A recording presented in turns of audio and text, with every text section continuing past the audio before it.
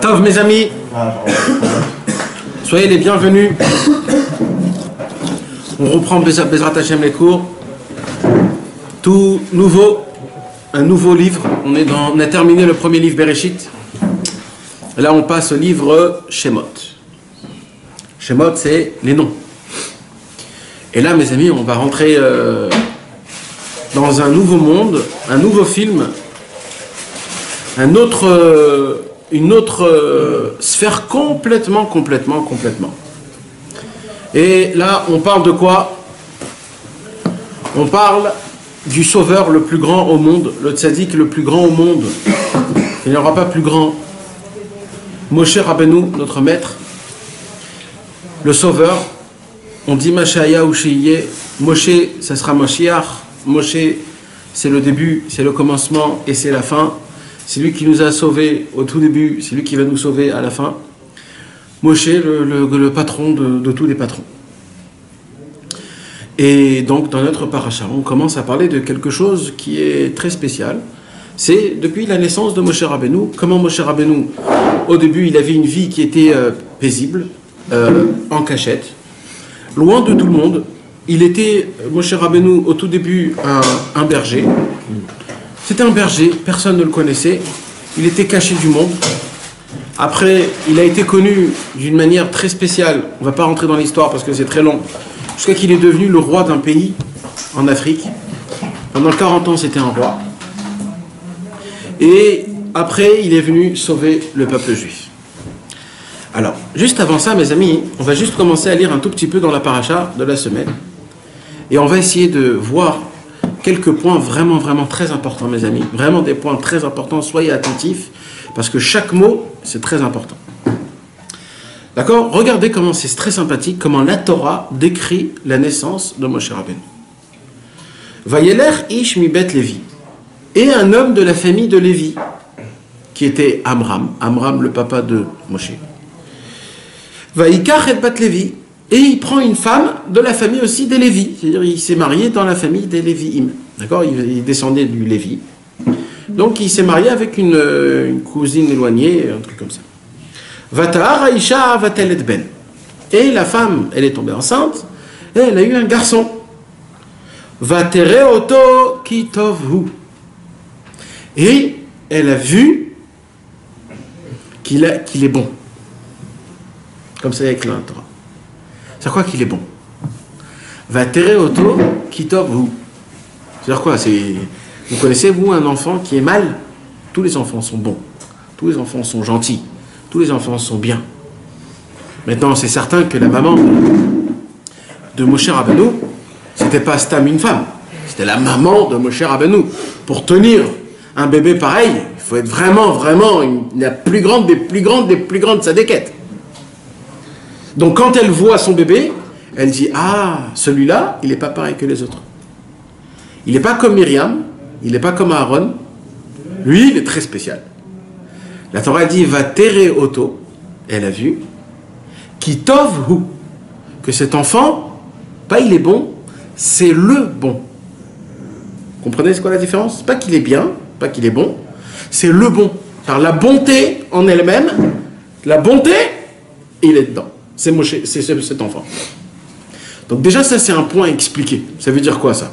Il est bon, il est bien. C'est quoi pourquoi la Torah nous dit ça? Alors Rashi, le mec, il pose la question, c'est quoi ce mot-là? Alors Rashi, il dit, quand Moshe Rabbeinu il est né, toute la maison était remplie de lumière. Ah, les fleurs et tout ça. Toute la maison était remplie de lumière. C'est-à-dire, quand il est né, il a emmené la lumière. C'est quoi la lumière? C'est la délivrance. On avait expliqué ça plusieurs fois. L'obscurité, c'est quand c'est l'exil. T'es pas bien, t'allumes pas les... Il fait noir. Quand Moshe Rabbeinu il est né, c'était la fin de tous les exils. La maison en entière, elle s'est remplie de lumière. Du corps de Moshe Rabbeinu, encore petit, il dégageait une lumière. C'est pour ça qu'on a appelé Moshe Rabbeinu le bon. Top. Ok, donc on a une question qu'il faut expliquer. Ça veut dire quoi? Que quand... comment elle s'appelait là? Yocheved. Quand Yocheved, elle a vu Moshe Rabbeinu, alors elle a vu le bon. Maintenant, il faut savoir qu'est-ce que ça veut dire cette chose-là. Ok. Et comme on parle à l'époque, qu'est-ce qu'il y avait? Il y avait Pharaon. Et Pharaon avait vu dans les étoiles que le sauveur du peuple juif va naître. Alors lui, il ne savait pas exactement quand. Alors il est allé voir les sages-femmes des Juifs et il a dit, tous les enfants, vous les tuez, les garçons, vous les tuez, les filles, vous pouvez les laisser vivre. Alors, Bémet, c'est ce qu'il faisait. Chaque garçon qui naissait, il est tué. Il a écrit que Pharaon voulait se tremper dans un bain de sang tous les matins.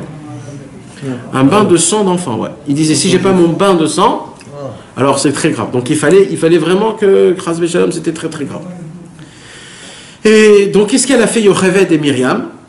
Yocheved la maman et Myriam la sœur, ils l'ont caché pendant 3 mois. Ils l'ont caché dans une grotte. Après 3 mois, le bébé il grandit. Alors ils l'ont mis dans une corbeille. Une corbeille, on dit une corbeille, ils l'ont jeté dans le ouais, ils l'ont bien rangé, etc. Ils l'ont mis dans le Nilus, dans le fleuve.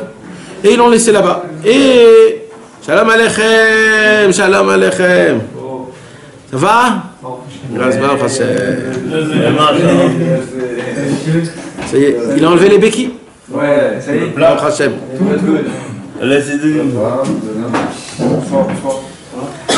D'accord, donc maintenant qu'est-ce qui se passe?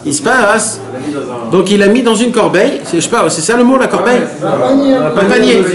Donc il l'a mis dans un panier et elle l'a mis dans le Nilus d'Égypte. Et qu'est-ce qui se passe? La fille de Pharaon, Batia, Bat Paro, elle vient, elle sort et elle voit d'un coup un panier. Elle voit le panier, elle vient pour le prendre et il y a un miracle que sa main, elle agrandit, elle s'allonge jusqu'à qu'elle arrive à attraper de loin le panier.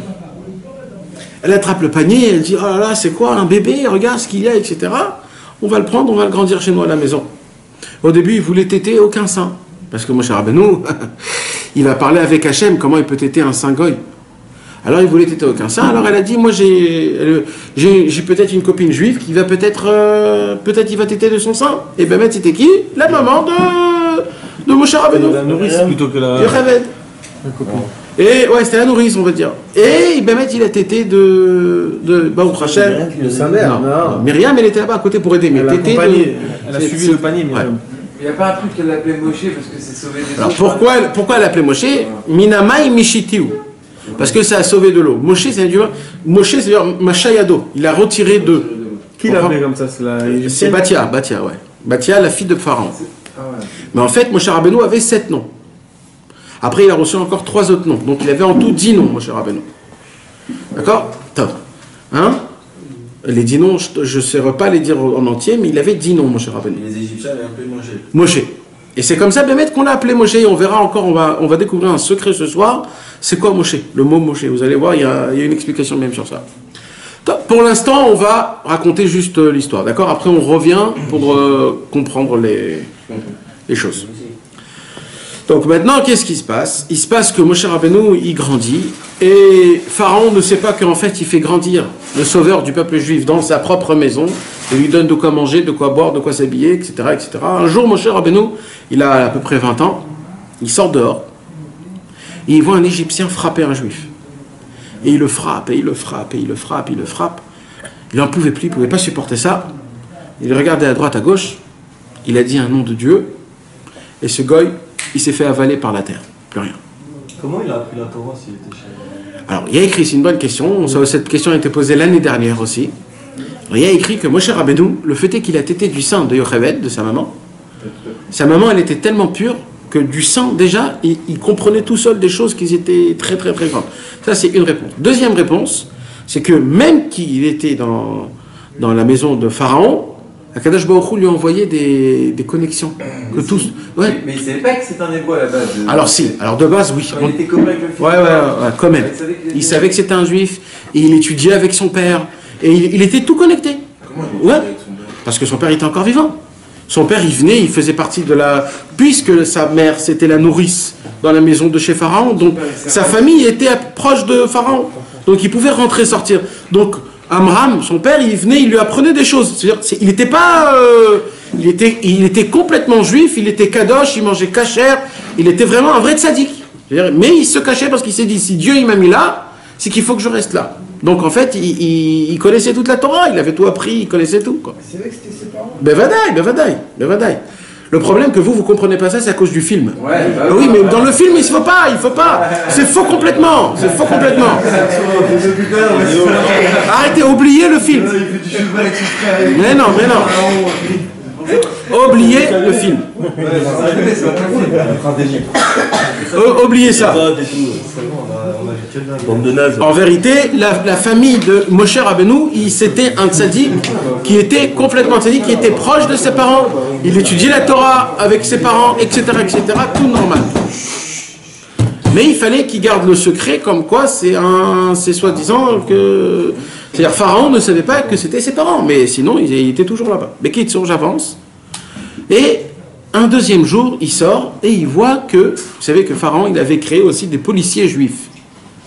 Il y avait des policiers, des policiers juifs, comme le Gestapo, ouais. Voilà. Alors maintenant, un jour, Moshe Rabbeinu, il sort encore, et qu'est-ce qu'il voit? Il voit un policier juif qui est en train de rendre la vie amère à d'autres juifs. Alors il vient pour le... Moshe Rabbeinu, il ne pouvait pas supporter ça. Comment c'est possible qu'on attrape un truc pareil? Il voulait le tuer. Alors Moshe Rabbeinu, il voulait le frapper. Ouais, il a l'autre qui arrivait. Il voulait le frapper, et c'était qui en fait? C'était Datan et Aviram. Datan et Aviram, mes amis, c'est les deux démons les plus grands qui puissent exister au monde. En étant des juifs, oui. En étant des juifs, c'était des démons. Pas des vrais démons, mais ça veut dire qu'ils étaient méchants comme des démons. C'est le Yetzer Hara le plus grand au monde, Datan et Aviram. Et eux, c'était la police des... Eux, c'était la police des juifs. Et comment tu peux dire ça, les juifs? C'est vraiment difficile chez le bon côté des juifs et tout. Là, parce qu'il y a des fois des choses... Ça, c'est que le tzaddik.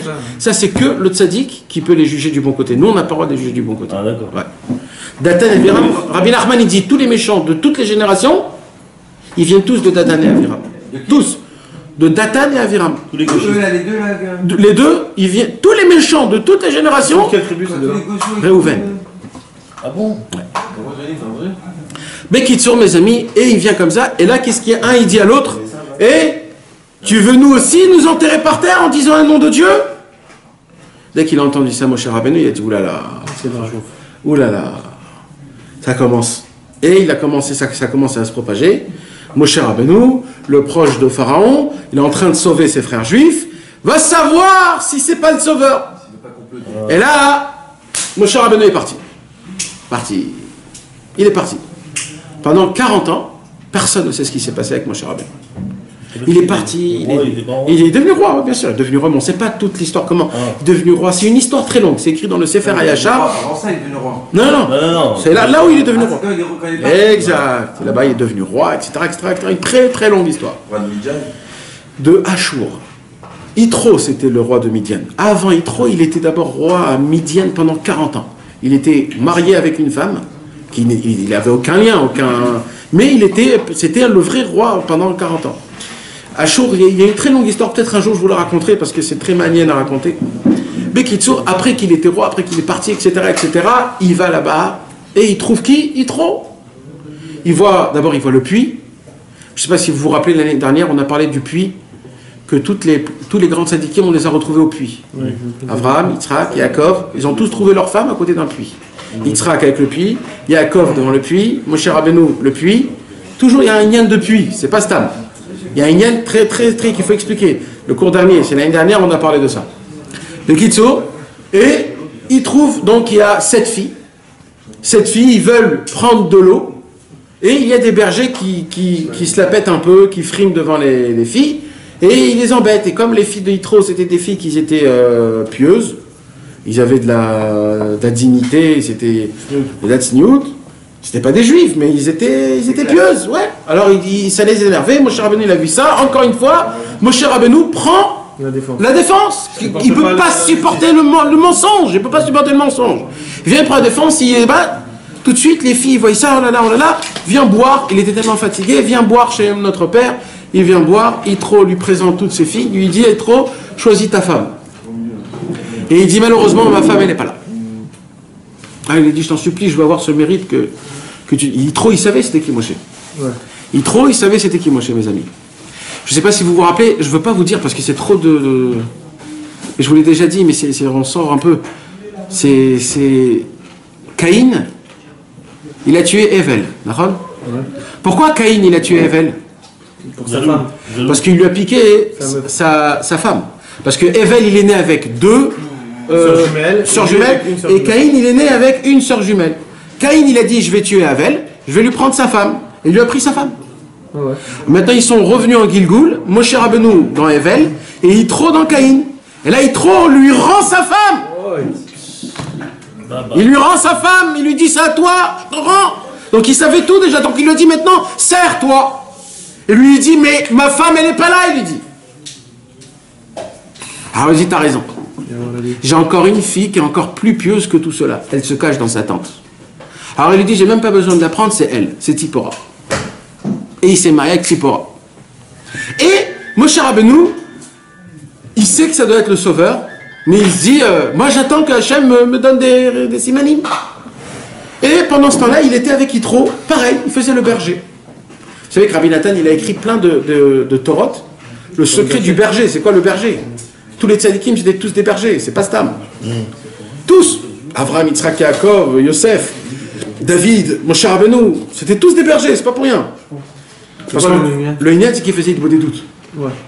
Parce que quand tu fais le berger, tu es toujours dans la forêt. Isolé. Et c'est là-bas où il faisait des doutes. Top, on va pas parler de ça, c'est pas notre Inyan. Bekitsour, qu'est-ce qui se passe? Un jour, Moshe Rabbeinu perd une brebis. Écoutez mes amis, on commence à se rapprocher du Inyan. Du temps. Du top, exact. Il a fait mode. Et il perd une brebis, il commence à chercher la brebis, oh là là, il s'affole. Et il voit la brebis de très loin, il commence à courir. Et qu'est-ce qu'il a fait, Moshe Rabbeinu? Il voit que la brebis s'est pris entre des buissons, des kotsim. Maintenant, les brebis, ils ont de la fourrure. Alors, elle rentre dans le buisson lui attrape toute sa fourrure. Et elle commence à crier. Elle pleure. Moshe Rabbeinu, il court. Et il vient comme ça, il rentre ses mains dans les buissons, il se coupe. Et il la prend de ses deux mains comme ça. Moshe Rabbeinu, Akadosh Baruch Hu, il a dit, si Moshe Rabbeinu a de la pitié pour un agneau, c'est maintenant que je vais lui proposer d'être le berger du peuple juif. Parce que pour être un berger du peuple juif, il faut avoir qu'une seule chose, de la pitié. Ki merachmam yenagem. Il faut avoir, c'est Ikar, dans la Torah Zayin Chelek Bet, Rabbeinu il dit, le tzaddik, il doit avoir qu'une seule qualité pour être le plus grand tzaddik. Il doit avoir de la rachmanout, de la pitié, de la miséricorde. J'imagine que Moshe Rabbeinu c'était un tzaddik. Il n'a pas flanché dans la maison de Pharaon. Il n'a pas flanché nulle part. Il était tzaddik. Et Hachem, c'est pas maintenant qu'il lui réclame. C'est quand qu'il le réclame? Quand il a pitié pour une petite brebis. Parce que la Gemara, elle dit parce qu'il s'est écorché et qu'il a pris avec ses deux mains. Normalement, il aurait pu juste la sortir et vas-y ça. Non, le fait est qu'il a pris avec ses deux mains qu'il a porté. Tu deviens le patron du Ham Israël. T'imagines comment c'est la... De là, on comprend qu'on comprend rien, Béhémet, comment c'est quoi les tzadikim. On comprend pas, on sait pas. Donc, je continue. Et quand il commence à l'écorcher, d'un coup, il voit un truc bizarre. Il voit un truc complètement bizarre. Il voit un buisson qui brûle, mais qui ne consomme pas. Qui ne consume pas. C'est un vrai problème. Et d'un coup, il vient, il se dit, attends, c'est un truc, là, je suis en train de... Voilà, il commence à se rapprocher, et quand il se rapproche, il voit vraiment du feu qui brûle dans un buisson, mais qui ne consume pas. C'est joli. Et d'un coup, il entend une voix, Shal Na'al Me'al Raglecha Ki Admat Kodeshi. Une voix du ciel, ôte tes chaussures de tes pieds, car la terre où tu te poses est sainte. Et là, il y a un truc qui se passe. Il enlève ses chaussures, il est là. Et là, il y a une conversation, mes amis, de 1 semaine entre Hachem et Moshe. 1 semaine! Quoi, une semaine? Pendant une semaine comme ça? Pendant 1 semaine, Hachem lui dit, va sauver mon peuple! Moshe Rabbeinu lui dit, non. Devant le buisson, tout ça? Oui! Il attendait ça. Hein? Il attendait pas ça, Moshe? Mais pas du tout. Tu vois, c'est bien de se dévoiler. Pas du tout. Tu veux savoir qu'est-ce que j'ai lu aujourd'hui? Moshe Rabbeinu, il a dit comme ça. Je sais que c'est moi le sauveur. Mais si jusqu'à maintenant, Dieu ne me l'a pas proposé, c'est qu'en vérité, tout ce qui souffre l'âme Israël, c'est à cause de moi. Donc c'est moi le rachat le plus grand au monde. Comme ça, il a dit Moshe Rabbeinu. C'est moi le rachat le plus grand. Donc Hachem ne me veut pas. Donc là, il se disait, mais comment Hachem, toi tu me demandes de sauver? Mais c'est déjà trop tard, je suis déjà vieux, moi. Je suis déjà vieux. Parce que Moshe Rabbeinu, il est mort à 120 ans. C'était à peu près à l'âge de 80 ans qu'il lui a proposé ce travail. C'est pas à 80 ans que tu vas commencer à faire ta vie, c'est à 80 ans que tu termines ta vie. Tu comprends? Donc là, il s'est dit non. Alors au début, il a dit je bégaye, après il a dit je suis pas assez bon, après il a dit je connais pas le travail, après il a dit... Vous imaginez que Moshe Rabbeinu, il dit non à Hachem? Une semaine, ça veut dire, qu'est-ce qui... Je t'en supplie, même dans le téléphone, quand tu chines, après une heure, tu dis bon allez vas-y d'accord, je signe, j'en ai marre. Une semaine. Maintenant c'est Hachem Yitbarach. Hachem Yitbarach. Comment tu peux avoir des doutes devant Dieu? C'est pas un doute, c'est pas un doute. C'est parce qu'il était tellement... Ah, ça, mais comment tu peux répondre? C'est ce que je veux dire, comment tu peux répondre? Parce que nous, on n'a pas assez d'émouna, nous. Parce qu'il était humble. Lui, il avait la émouna parfaite, que Akadosh Baruch Hu, tu peux t'asseoir, tu peux parler. Parce que c'est ça, il peut des doutes. C'est de dire, Ribono Shel Olam, qu'est-ce qui se passe? Pourquoi ça m'arrive des choses comme ça? Comment ça se fait? Il y a écrit dans la Torah que celui qui fait comme ça et comme ça lui arrive comme ça. Pourquoi tu me fais pas comme ça? Il y a un problème, quand on prie, on doit être entendu. Pourquoi je sens que je suis pas entendu? Il faut dire ces genres de paroles-là, tu comprends? C'est ça la conversation avec Hachem. Donc Moshe Rabbeinu, il vient, il dit, Hachem, t'es en train de me dire quoi là? Que je dois sauver le peuple juif? Mais j'ai 80 ans, t'as attendu tout ce temps, pourquoi? Qu'est-ce qui s'est passé? C'est maintenant, et pendant des centaines d'années, tu les as laissés crever, mais qu'est-ce qui se passe? Mais je comprends pas, moi. Et moi, je me connais. Moi, je sais que je peux pas sauver le peuple juif. Moi, il y a écrit comme ça. Ça, c'est Rabbi Nahum de Tchernobyl. Il a écrit dans Maor Enaim, il a dit, comment Hachem a trouvé, ça va être qui le sauveur du Ham Israël? Comment? Je vous l'ai déjà dit ça. Hachem a fait la liste de tout le Ham Israël, et il a cherché c'est qui l'homme le plus humble. De tout le Ham Israël, il a vu c'était qui? Moshe. Tu sais ce que c'est l'homme le plus humble? C'est l'homme qui a le moins de confiance en soi-même. Donc imagine-toi, le mec, il a envie de boire un verre d'eau, il se dit, je fais, non, je prends pas. Oui, je peux, non, je prends pas. Non, je crois pas. Non. Le mec, il est tout petit, il se sent rien, il est rien. C'était ça, Moshe Rabbeinu. Moshe Rabbeinu, c'était pas un, asseyez-vous là, allez là-bas, faites ça. C'est pas du tout comme dans le film que le truc... C'était pas ça du tout. Moshe Rabbeinu, il était tout petit, il bégayait. Mais vous imaginez que Moshe Rabbeinu bégayait? Dans le film, il est beau gosse, grand, avec la gomina, il est blond et tout. J'en ai beau aussi, Moshe Rabbeinu. Oui, d'accord. Mais t'imagines qu'il bégayait? Ça veut dire quand il a dit à Pharaon, fais ça, libère mon peuple, il a pas dit... Comme ça, avec les trucs là qu'il rendait avec son bâton super beau, libère mon peuple. Non, libère mon peuple. Comme ça, il a parlé. Mais attends, tu t'imagines, tu le vois toi comme ça, Moshe? Dire les 10 commandements. Nous on voit les 10 commandements. Que Dieu, je suis Dieu. Lui, il était Anochi, comme ça il parlait, Moshe Rabbeinu. C'est pour ça que ça a duré une semaine peut-être. Non, arrête ça.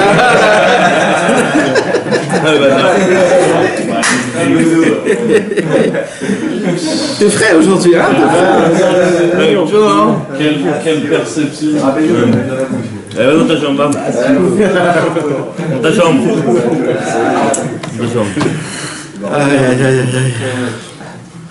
Donc nous on n'a aucune... T'imagines comment on devait... Tu t'imagines le peuple juif?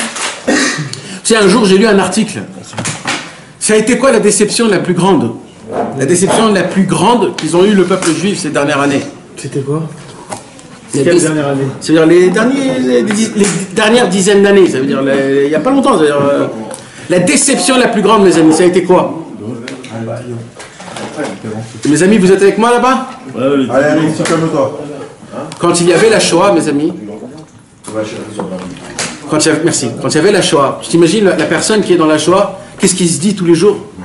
Mais d'une situation pareille, il n'y a que Mashiach qui peut nous sauver. D'accord ou pas? Des milliers d'enfants, que Dieu nous en préserve. Il n'y a que Mashiach.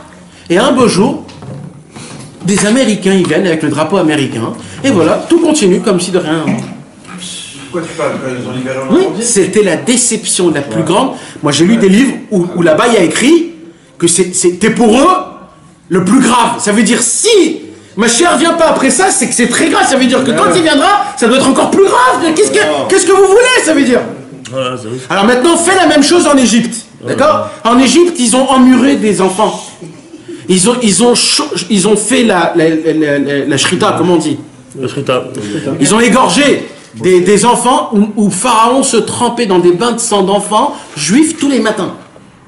Qu'est-ce qu'ils se disaient là-bas? Ils se disaient, celui qui vient, c'est la perfection la plus grande. Et qui vient? Un homme qui bégaye. C'est quand même choquant, ça veut dire. C'est normal que quand Moshe il est venu, il a dit, c'est pas toi frère, dégage. Nous on attend un super beau mec. Eh ben non. Parce que Moshe Rabbeinu, c'était d'Afka un homme comme ça, qui avait de l'humilité, qui était tout petit, qui se regardait tout petit. C'est comme ça le plus grand des tzadikim. Le plus grand des tzadikim, il est le plus petit dans ce monde-ci. Top, je continue. Et Bekitsour. Et Moshe Rabbeinu, à la fin du compte, il dit à Hachem, donne-moi éclaircis-moi les yeux que jusqu'à maintenant j'ai pas compris pour que je puisse y aller. Ça veut dire je peux pas maintenant y aller, il faut que tu me dévoiles quelque chose. Et là, il y a écrit que Akadosh Baruch Hu lui a appris une leçon, que grâce à cette leçon, il est devenu Moshe Rabbeinu. Mais le problème, c'est que dans le Midrash, on ne dit pas c'est quoi cette leçon-là. On ne dévoile pas c'est quoi cette leçon-là. Alors ce soir, on va dévoiler c'est quoi la leçon que Hachem a dévoilée à Moshe Rabbeinu, que grâce à ça, Moshe Rabbeinu est devenu Moshe Rabbeinu. C'est fort quand même, non? Ouais, faut assumer là. C'est quand même un. Où elle était? Très bonne question. Alors ça, comme par hasard, et comme d'habitude, Rabbi Nathan l'a dit en toute finesse. Il a expliqué dans le Likuta Halachot en toute finesse qui va sortir bientôt, Bezrat Hashem. Tout simple. Il l'explique sans dire c'est ça. Et il le dit en expliquant tout simple. Et ce soir, on va étudier ça. Maintenant, avant ça, j'ai plusieurs questions à vous poser.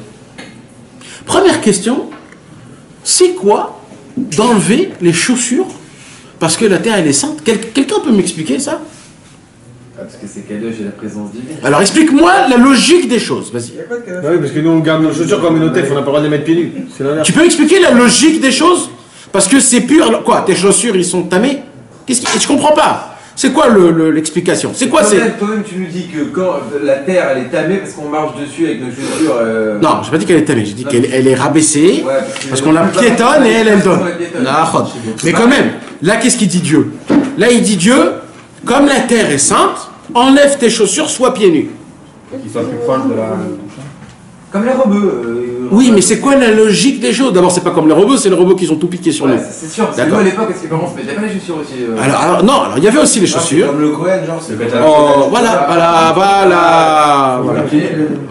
On revoit cette même chose au Beth Amikdash. Vous savez que dans le Beth Amikdash, c'est une halakha, hein, c'est Deoraita. On n'avait pas le droit de rentrer avec des chaussures, même avec des chaussettes. Même le Cohen. Mais surtout le Cohen. Non mais même des chaussettes. Ça veut dire il faut pas qu'il y a une khatsitsa. Alors c'est même un pieds nus alors. Khas vesham, c'est pas bien. Attends, on va parler de ça. On n'a pas le droit. Le Cohen, il était obligé de marcher sur le parterre mamash du Beth Amikdash, pieds nus, mamash, sans chaussettes.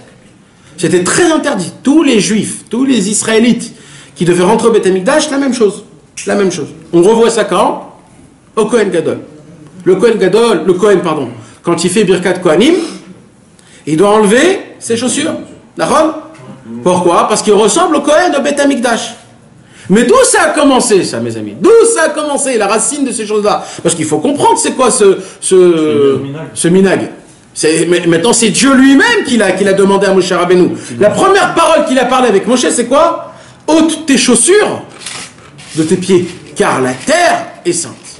Alors là, je comprends pas. Maintenant, comment on dit le buisson en hébreu? Sné. Sné. C'était le sné. Ça, c'était en Égypte. C'était au mont Sinaï, au Har Sinaï. Rien de ça, là. Hein? C'est la bonne La montagne est sainte. Har Elohim, c'est la montagne de Dieu. Alors ça, c'est une très bonne question. C'est d'ailleurs ce que je voulais te poser.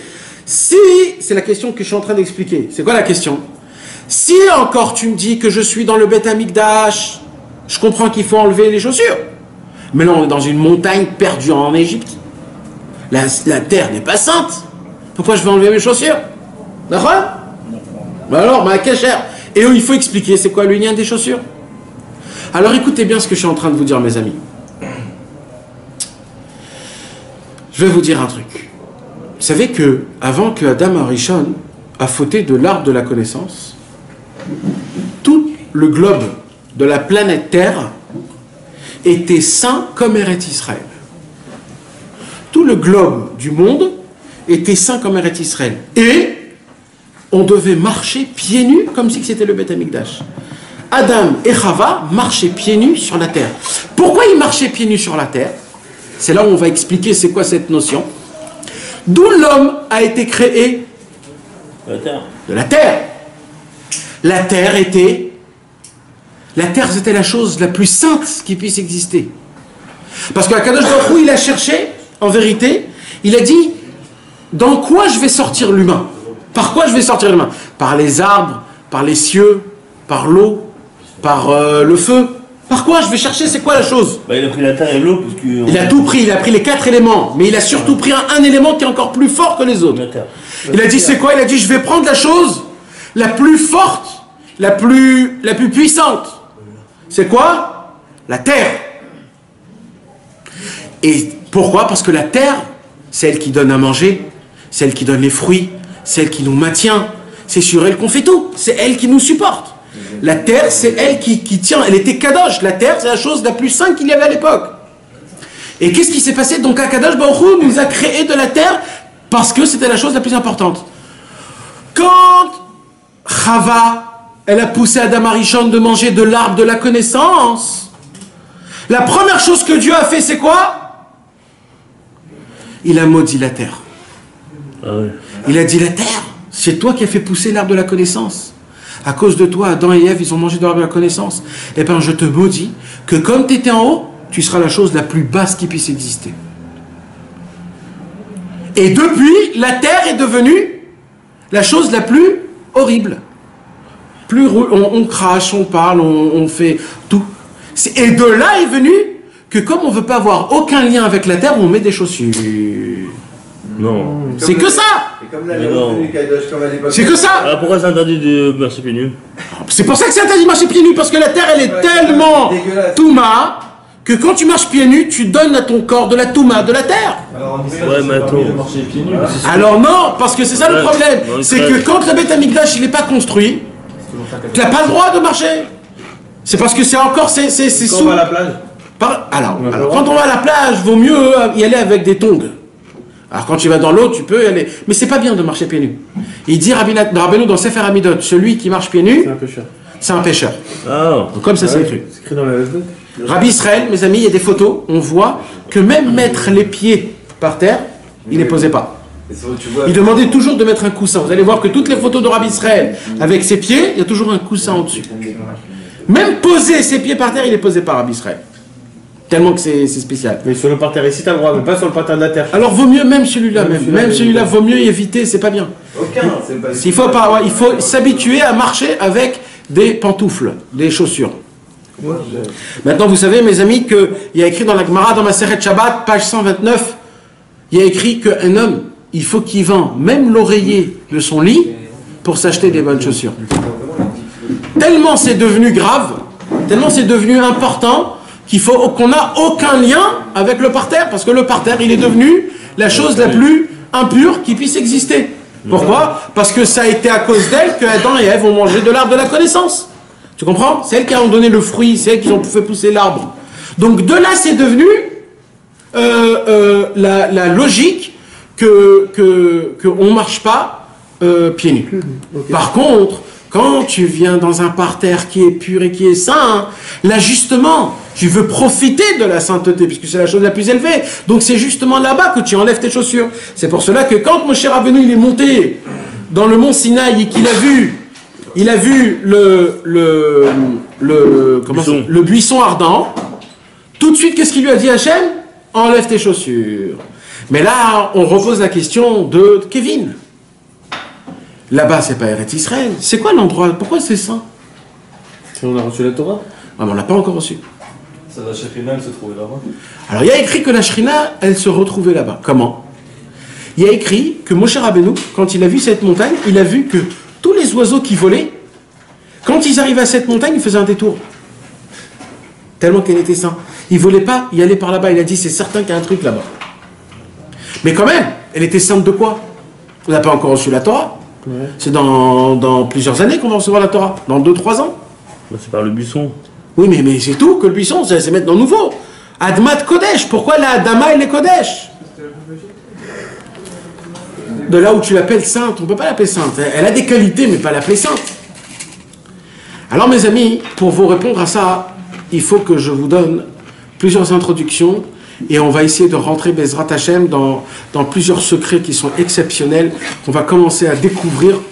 Mais mes amis, il faut vraiment que vous soyez avec moi là, parce qu'on va commencer à étudier, mamash, des choses qui sont très très importantes, Bezrat Hashem.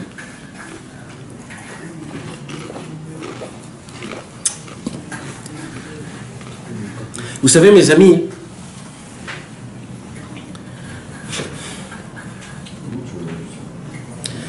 quand on a dit, Rabbi Nachman de Breslev nous a dévoilé la Torah 282, la Torah de Azamra. C'est quoi la Torah de Azamra? Kevin? Ouais, c'est quoi? Trouvez-je bien. Exact. Je voudrais un petit peu vous parler de ça, parce que je voudrais vous éclaircir sur plusieurs points. Rabbi Nachman nous apprend que, tu te rappelles de ça Stevie? Qu'il faut toujours se juger du bon côté. Il faut toujours regarder son prochain du bon côté. Et à plus forte raison, quand une personne comme nous, quand on se regarde soi-même, il dit Rabbi Nachman, même si tu te vois pas bon, essaye toujours de te trouver des bons points positifs. Et de regarder que les points positifs. Alors moi, quand j'apprends ça, qu'est-ce que je me dis? Je me dis, bon, aujourd'hui, je me suis levé un peu tard, j'ai fait une prière un peu bâclée. Quand j'ai mis mes Rabbenoutam, vite, je me suis dit, il faut que je les bâcle.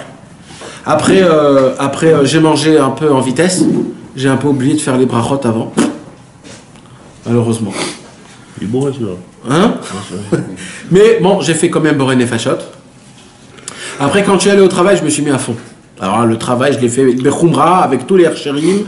Je suis venu 2 minutes avant, je suis parti 2 minutes après, j'ai parlé comme un malade, etc., etc. Dans le chemin, j'ai regardé 2-3 petites meufs, je suis tombé un peu dans la colère, j'avais un peu de l'orgueil. Bon, je suis pas à la perfection, hein, c'est plus ou moins tous les hommes. Et là, je me rappelle, je me dis, ah, mais Rabbi Nachman, il a dit qu'il faut regarder du bon côté. Alors, je vais me regarder du bon côté. D'accord?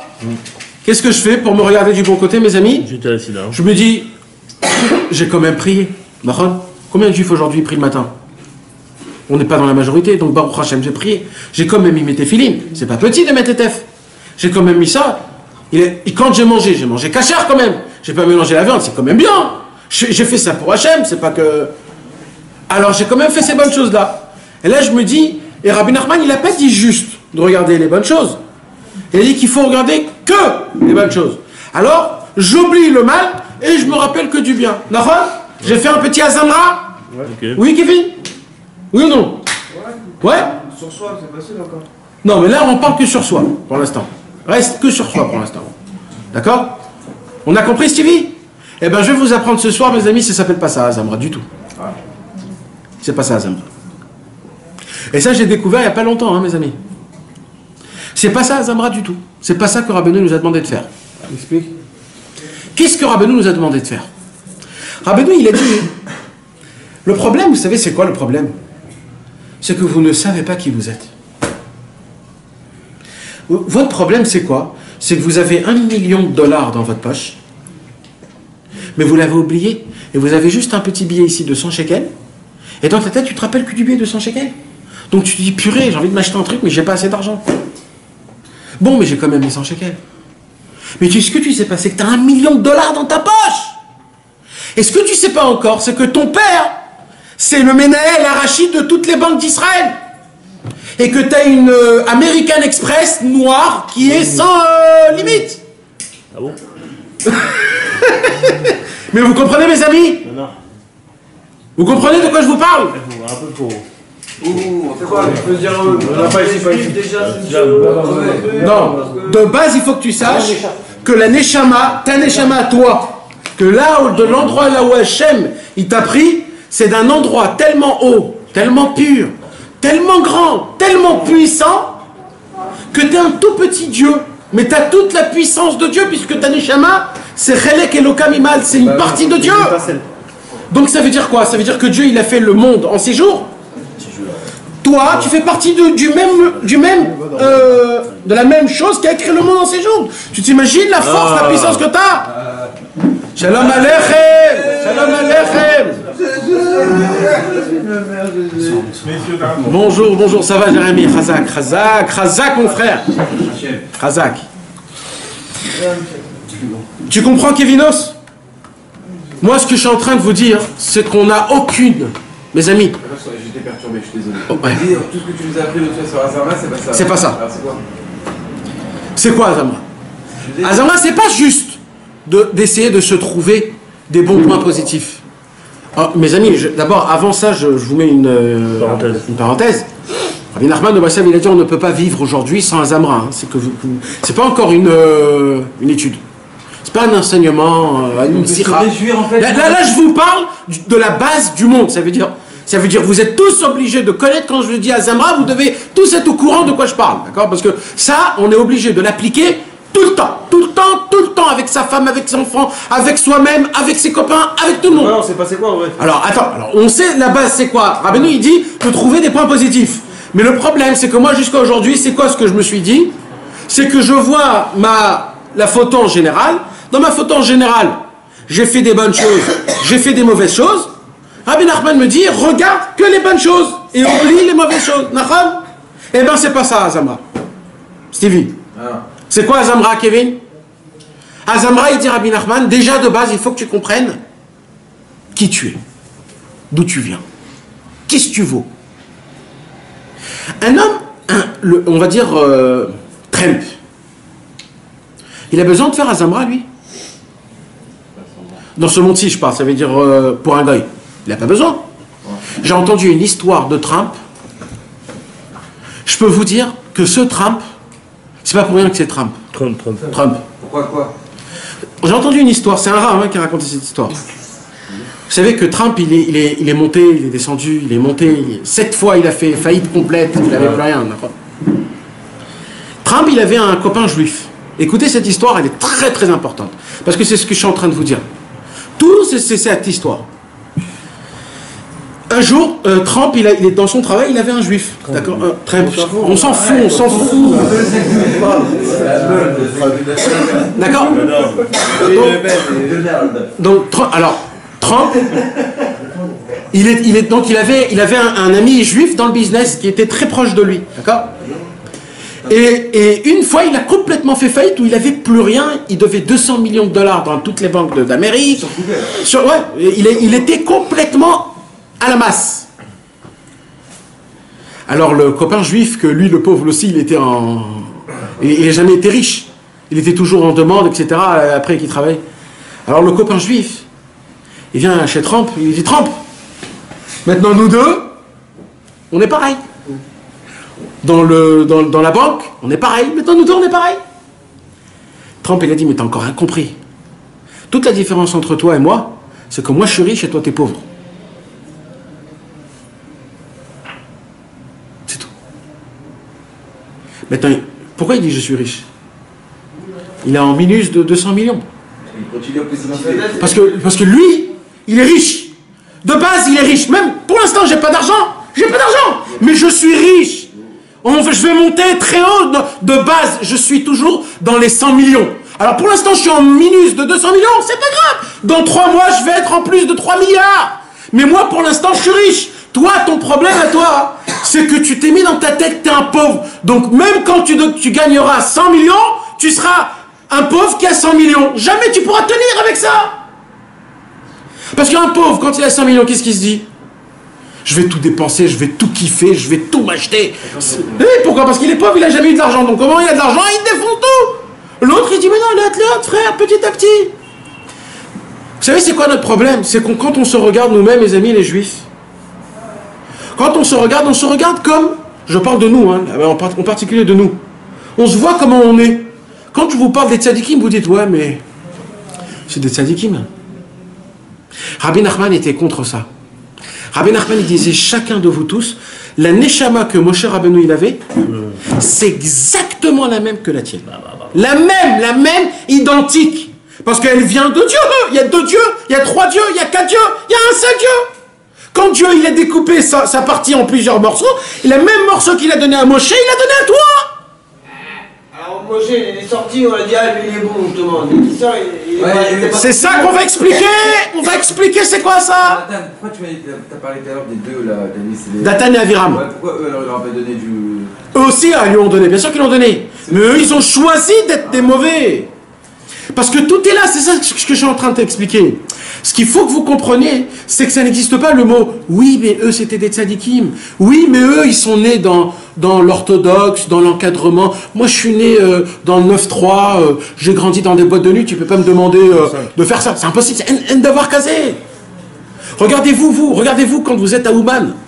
Vous dormez pas, vous étudiez, vous vous levez la nuit, vous faites ratzot, vous vous trempez dans un mikvé où il y a 100 000 personnes nues qui se trempent dedans. Mais vous savez, c'est des tzadikim qui font des choses comme ça. Vous êtes des tzadikim. Vous donnez de l'argent, vous laissez vos femmes, vos enfants, vous venez à Ouman, vous faites des choses qui sont incompréhensibles. Vous lisez un tikkun hakali, ça vous prend 1h30, vous pigez pas un seul mot, mais vous le faites quand même. C'est petit ça. Mais mes amis, c'est ces choses-là que Akadosh Baruch Hu il utilise pour créer le monde futur. C'est vous qui le créez. C'est pas les tzadikim, c'est vous qui le créez. C'est du niveau du bégaiement. Exactement, c'est ça le bégaiement de Moshe Rabbeinu. Moshe Rabbeinu, il était pas classe. Il était classe, bien sûr qu'il était classe, pardon. Il a poussé là. Non mais ça veut dire... Moshe Rabbeinu, il bégayait. Il bégayait. C'est-à-dire quoi bégayer? Ça veut dire qu'il était comme nous. Quand nous on fait le tikkun hakali, on bégaye. Parce qu'on sait pas lire en hébreu, nous on est des Français. Alors au lieu de dire Mirtam, on dit Miratam, les David, Shomer, Ani. On bégaye, on ne dit pas les mots comme il faut. Quand on veut faire une des doutes, on bégaye. Mon Dieu, qu'est-ce que je voulais te dire aujourd'hui? Ah. Non, bégaye pas, il y a des blancs. Non, il y a des blancs, parce que ça s'appelle bégayer. Merci. Désolé, je sais pas quoi dire. Voilà, je sais pas. Je te remercie pour tout. Fais que ma vie soit bonne. Voilà, c'est ça, ça s'appelle ça, bégayer. Eh bien, mon cher Rabbeinu, il était comme nous. Il était comme nous. Tous les tzadikim, ils étaient comme nous. La seule différence entre les tzadikim et moi, vous savez c'est quoi la différence? C'est qu'eux, ils ont cru en eux-mêmes. Nous, on n'y croit pas à nous-mêmes. C'est que ça. Toute la différence entre Moshe Rabbeinu et toi, c'est que Moshe Rabbeinu, il a dit, moi j'y crois en moi-même, toi tu ne te crois pas en toi-même. C'est ça l'histoire de Trump que tu as raconté, lui. Exactement. Lui, s'est considéré riche malgré qu'il était pauvre. Et c'est que grâce à ça qu'il a réussi. Comment tu te considères? T'es comme ça.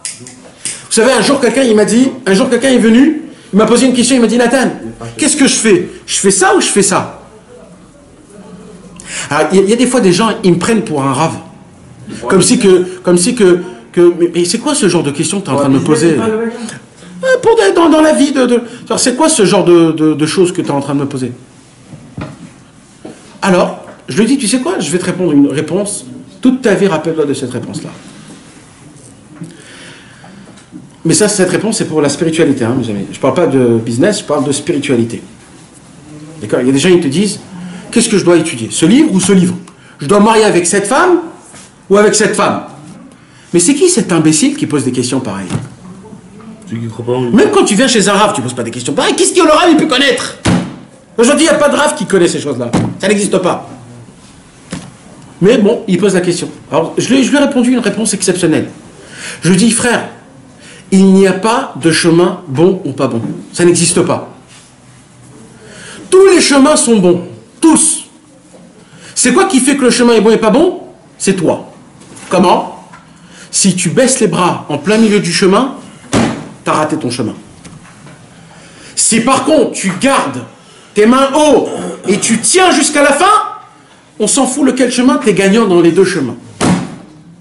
Donc en fait, c'est qui fait que le chemin était mauvais? C'est que toi quand tu tiens pas. C'est ça le Inyan. Quand nous on rentre on essaye de rentrer dans le service divin, on veut essayer de servir Hachem un peu mieux. Bon, je vais prendre sur moi essayer de mettre les téfilés d'un peu plus longtemps le matin, pour essayer de faire une petite prière un peu plus. Et tu commences une fois, deux fois, trois fois, après tu dis je suis fatigué. Là, c'est là où tu as raté, frère. C'est là où tu es en train de te planter complètement. Alors mes amis, je reviens sur ce que j'étais. Qu'est-ce qui se passe? Mon cher Rabbeinu, au moment où il se tenait devant Akadosh Baruch Hu, et que Akadosh Baruch Hu, il lui a dit, va sauver le peuple juif. Mon cher Rabbeinu, il dit, mais on ne peut pas sauver le peuple juif. Parce que malheureusement, le peuple juif, il se conduit pas comme il faut. Alors, je reviens sur ce que je vous ai expliqué. Qu'est-ce qu'il nous dit? C'est quoi le vrai Azamra? Vous savez, c'est quoi le vrai Azamra? Rabbi Nachman, il dit, c'est pas un point positif que tu dois découvrir. Non. C'est toi-même qui dois te découvrir. Tu dois découvrir ton toi-même. Parce que ton toi-même, il est que bon. Ton toi-même, il est que beau. Ça n'existe pas un juif mauvais. En fait, ce qu'on te demande, c'est pas de découvrir une qualité. Ah, cet homme-là, il est gentil. Cet homme-là, il est bon. Cet homme-là, il est généreux. Ça, c'est des qualités. Mais c'est pas ça qu'on cherche, des qualités. Parce que les qualités, ils changent. Ce qu'on veut chercher, c'est quelque chose qui est tout le temps avec lui. Quelque chose qui ne peut pas changer, qui est automatiquement bon et bien. Et c'est quoi? C'est ma neshama à moi, que de base ma neshama elle est propre, elle est bonne, elle est forte, elle est puissante, elle est sainte, elle est pure ma neshama. Je ne peux pas rendre ma neshama impure. Il dit Rabbi Nachman, en vérité c'est quoi Azamra? C'est de se découvrir soi-même, de comprendre qu'à la base, le plus profond de moi-même, je suis l'homme le plus saint des plus saints. Parce que dans moi-même, j'ai la même partie de neshama que Moshe Rabbeinu, que tous les tzadikim. Il dit, c'est ça Azamra, c'est de découvrir le bon que j'ai en moi. C'est pour ça qu'il dit Rabbi Nachman, de se contenter qu'on est des juifs. C'est quoi qu'on est des juifs? Que j'ai ma neshama. Que moi-même je suis bien à la base. C'est pas que je suis mal. Le mal n'existe pas. Il n'existe pas le mal. Il n'existe pas. Il n'existe même pas. Il n'y a que du bien. C'est ça Azamra, mes amis. On a compris? Vous avez compris la différence? Ça veut dire, c'est pas des qualités extérieures, c'est pas des points positifs que j'ai fait, c'est de base. C'est quoi qui fait que je fais des bonnes choses? C'est la divinité que j'ai en moi. Et cette divinité-là, jamais elle bougera de moi-même. Et c'est ça tout le bon que j'ai, et jamais personne ne peut me le prendre. Et que grâce à ce bon-là, le mal n'existe pas et que le bien existe. Maintenant, j'arrive à notre paracha. Écoutez bien ce que j'ai à vous dire. Il y a eu dans le monde un combat tête à tête avec deux esprits. Il y avait le combat de Pharaon et il y avait le combat de Moshe Rabbeinu.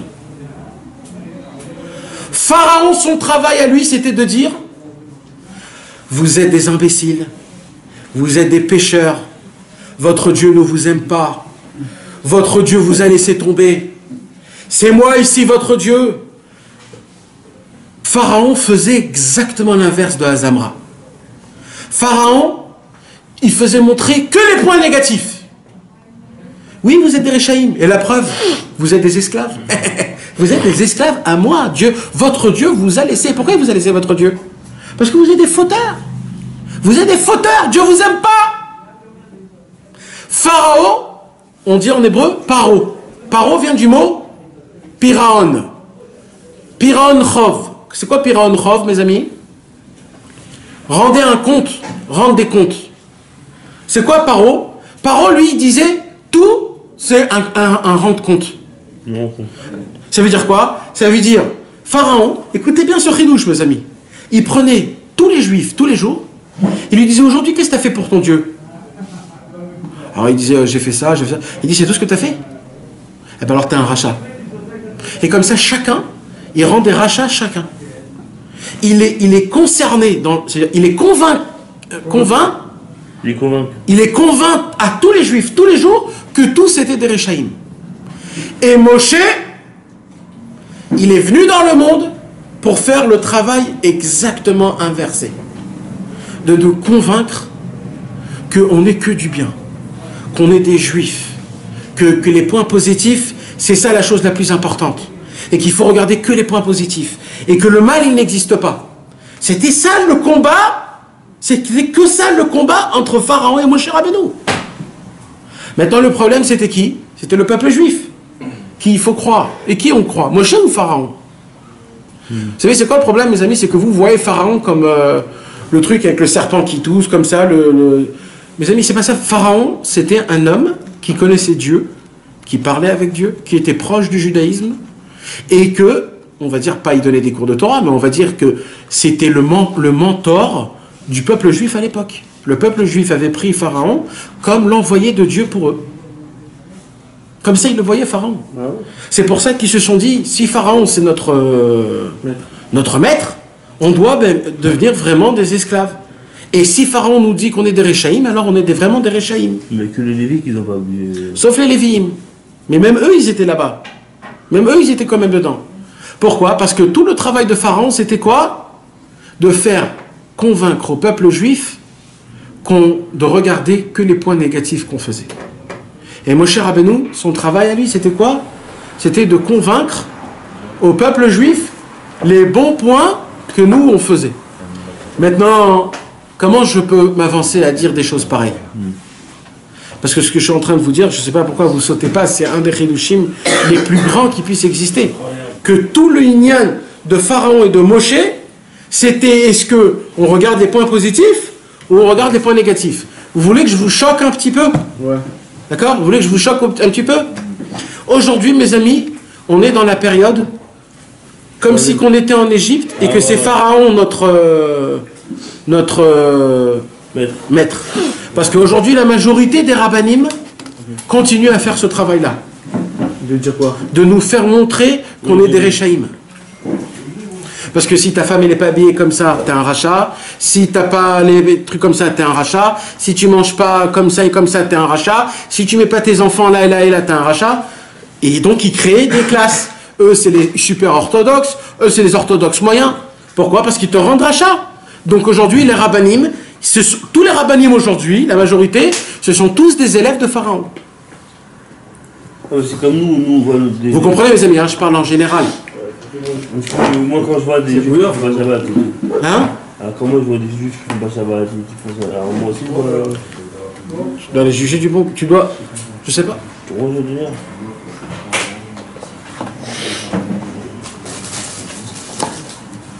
Hein? Bah, je crois que. Mais c'est pas ça qu'il a quand même. C'est quoi le mesure entre le et Dieu? Alors attends, je sais pas là. Attends. Comment Moshe Rabbeinu il est arrivé à ça? Alors mes amis, essayez d'être avec moi s'il vous plaît, parce que là c'est là où... Maintenant Moshe Rabbeinu, lui il savait pas ça. Parce qu'en vérité, d'où vient ce que je suis en train de vous expliquer? Ce que je suis en train de vous expliquer, c'est basé dans la Torah. Parce que vous savez que quand Akadosh Baruch Hu il a créé ce monde, il y avait une règle. Vous savez c'était quoi la règle? Les anges ont posé la question à Hachem. Qui vient en premier? La Torah ou ton peuple juif? C'est qui le premier? C'est qui le plus préféré? C'est qui le plus important? La Torah ou le peuple juif? Alors Hachem il a dit la Torah.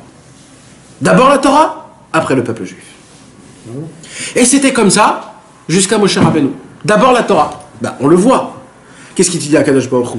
Il te dit à Kadosh Baruch Hu, fais ça, fais ça, fais ça. Si tu fais pas ça, on te punit. Je t'enlève la vie. On doit te tuer pour ça. À l'époque, il y avait les tueries, le bedding qu'il fallait tuer. Donc on voit que la Torah, elle a la possibilité de tuer. La Torah, elle peut punir. Donc c'est qui en premier? C'est quoi le plus important? C'est d'abord la Torah, après nous. Donc Pharaon avait raison. Puisque le peuple juif n'applique pas la Torah, Donc le peuple juif n'est plus cher aux yeux de Dieu, puisque l'essentiel c'est la Torah. D'accord? C'est quoi qui me maintient? C'est quoi qui crée le lien entre le peuple juif et Hachem? C'est la Torah. Donc si j'ai pas la Torah, j'ai plus de lien avec Hachem. D'accord ou pas? Mais Pharaon, il ne pouvait pas critiquer le peuple juif puisqu'il ne leur donnait pas les moyens d'étudier la Torah. Il a donné aux Lévim. Toute la tribu des Lévim, il les a donnés. Ils pouvaient étudier la Torah. Ouais, eux, ils n'étaient pas dans l'esclavage. Et quand même, ils n'appliquaient pas comme il fallait. Ils jouaient de l'instrument de musique. Mais vous comprenez, mes amis, ce que j'ai en train de vous expliquer? C'est-à-dire que Pharaon, en vérité, il avait raison. Pharaon avait raison. Et Moshe Rabbeinu, c'est pour ça qu'il n'est pas venu pendant 40 ans. C'est pour ça qu'il n'est pas allé sauver le peuple juif. Pourquoi? Parce qu'il a dit, Alpi Torah, c'est des Réchaïm, le peuple juif. Donc j'ai pas le droit de le sauver. Mais pourquoi ils avaient fait quoi pour être des Réchaïm? Excuse-moi. Ils se sont assimilés. Non, ils étaient mariés contre eux. Oui, pas assimilés dans le mariage, mais ils se sont assimilés, ils sont entrés, ils ont étudié la magie, ils ont travaillé avec eux, ils s'asseyaient avec eux, ils se sont mélangés avec eux. Normalement, les juifs devaient rester avec des juifs. Comme en France. Non mais quand même. En France, des juifs. Normalement, de base, ce qu'on réclame au peuple juif, c'est que dès qu'ils sont venus avec Yosef Hatzadik, ils devaient tout de suite repartir en Eretz Israël. D'accord, ils sont venus pour prendre de quoi manger en Égypte. Ouais. Vous avez repris, retournez en Égypte, ça y est. C'est Yosef qui les a gardés là-bas. Voilà, alors après que Yosef il est mort, retournez en Égypte, en Israël. Non, eux ils sont restés pourquoi? Parce que l'Égypte, c'était le luxe le plus grand au monde. Ah, oui, les chevaux, les chars, l'argent, la magie, les théâtres, tout, c'était tout. Ouais. Alors, Moshe Rabbeinu, vous avez compris mes amis, pourquoi Moshe Rabbeinu n'a pas sauvé le peuple juif pendant 40 ans? Parce qu'il a dit, Alpi Torah, le peuple juif est fauteur. Alors, c'est là où il se passe quelque chose de très spécial. Une brebis s'en va. Il part.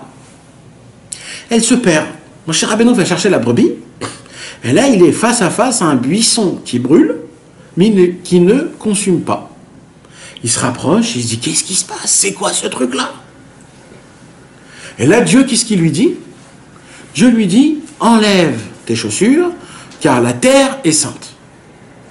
Et là, commence Dieu à se dévoiler à Moshe Rabbeinu. Écoutez bien ce que je vais vous expliquer ce soir, mes amis.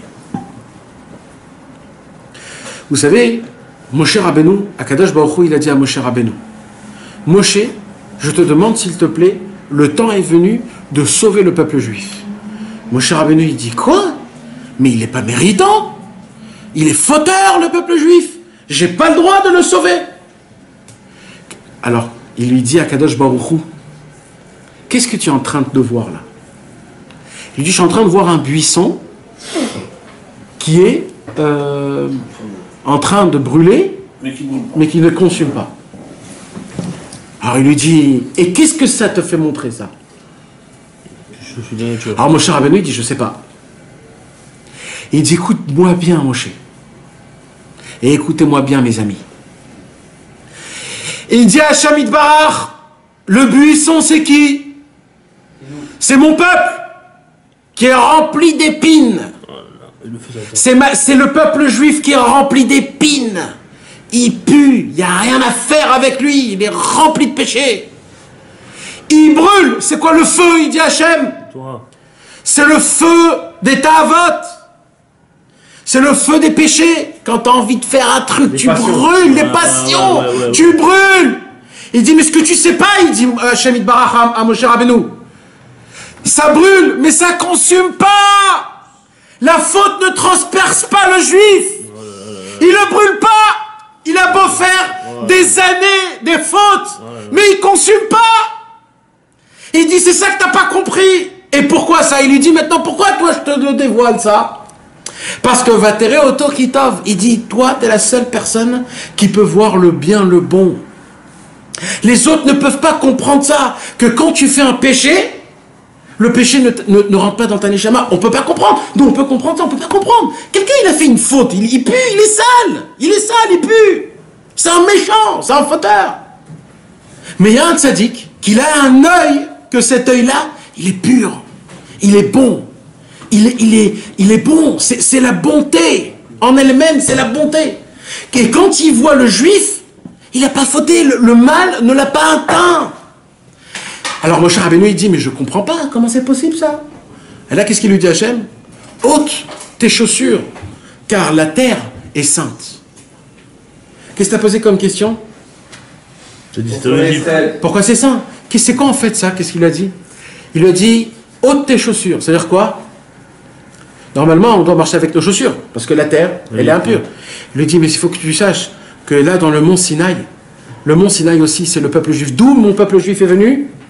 De la terre. De la terre.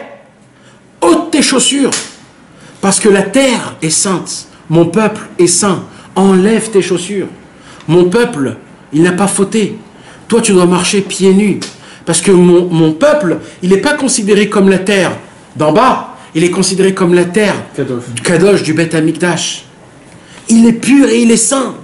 Pour moi, il n'a jamais fauté. Et là, Akadosh Baruch Hu lui apprend une leçon la plus belle qui puisse exister au monde. Il dit, il faut que tu saches quelque chose. C'est vrai que dans le monde d'en bas, c'est quoi le plus important? C'est la Torah, pas le Ham Israël.